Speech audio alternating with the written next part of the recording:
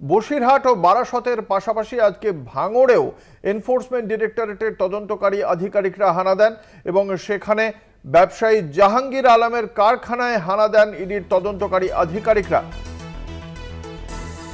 আপনারা দেখতে পাচ্ছেন সেই ছবি, তাদের সঙ্গে ছিলেন কেন্দ্রীয় বাহিনীর জওয়ানরাও।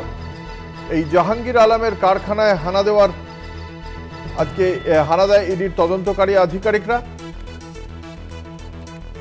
আনিসুর রহমানের দাদা মুকুল রহমানের পর এবং বারিক বিশ্বাসের পর এই জাহাঙ্গীর আলমের কারখানাতে হানা দেয় আজ ইডির তদন্তকারী আধিকারিকরা।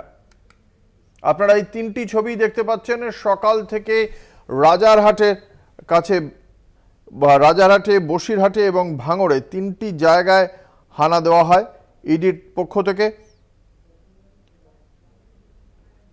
আমাদের সঙ্গে রয়েছেন আমাদের প্রতিনিধি জাহাঙ্গীর হোসেন। জাহাঙ্গীর, এই যে ভাঙড়েও এনফোর্সমেন্ট ডিরেক্টরেটের হানা, এই বিষয়ে কি জানতে পারছো? কি কি তথ্য ভিত্তিতে এই ভাঙড়ে এই আটা কারখানায় হানা দেওয়া হলো?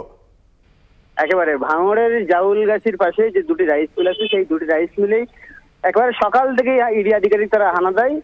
দীর্ঘ 10 ঘন্টা অতিক্রান্ত এখনো পর্যন্ত সেই রাইস মিলের মধ্যে ইডি আধিকারিক তারা কিন্তু আছে। যেটা জানা যাচ্ছে, উত্তর চব্বিশ পরগনার তৃণমূল নেতা ব্যবসায়িক আনিসুর রহমান বিদেশ এবং তার ভাই তাদেরই এই ফ্যাক্টরি, আর এই ফ্যাক্টরিতে 10% শেয়ার ছিল যে ভাঙড়ের তৃণমূল নেতা কাইজার আহমেদের ভাই জাহাঙ্গীর আলম পাপ্পু।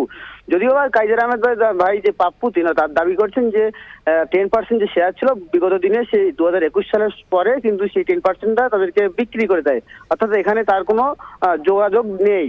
কিন্তু এখনো পর্যন্ত যে প্রশ্ন উঠছে যে তাহলে এই যে রেশন দুর্নীতি মামলায় যে নাম উঠে আসছে একাধিক জনের, সেখানে এই ভাঙড়ের যে রাইস মিল দুটি আছে সেই রাইস মিল দুটিতেই সকাল থেকে তদন্ত শুরু করেছে ইডি আধিকারিকরা। তবে বাইরে যে গেটটা ছিল, মেন গেটটা, সেই মেন গেটটা কিন্তু এখনো পর্যন্ত ভেতর থেকেই বন্ধ আছে এবং মেন গেটের পাশেই কেন্দ্রীয় বাহিনী জওয়ান তারা কিন্তু অপেক্ষায় দাঁড়িয়ে আছে গার্ড দিয়ে। কারণ বিগত দিনে সন্দেশখালীতে যেরকম একটা অশান্তি হয়েছিল, যার জন্য কোনো রকম অশান্তি ঝামেলা না হয় তার জন্য কিন্তু এখানে দাঁড়িয়ে আছে এবং ভেতরে ইডি আধিকারিক তারা কিন্তু তদন্ত বা অভিযান চালাচ্ছে।